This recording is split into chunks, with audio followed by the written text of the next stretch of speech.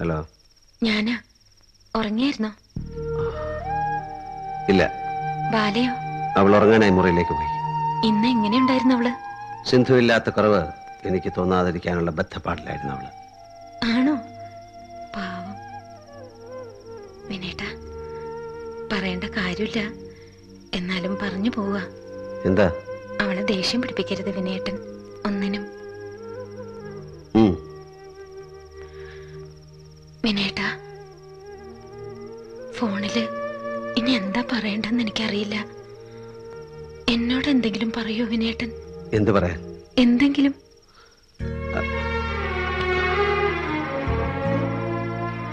I love you, Sindhu.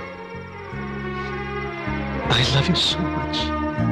മതി, എനിക്കിത്രയും മതി. ഇന്ന് രാത്രി സുഖമായിട്ട് ഉറങ്ങാൻ എനിക്കിത്രയും മതി. വെക്കാൻ ഞാൻ ഫോൺ.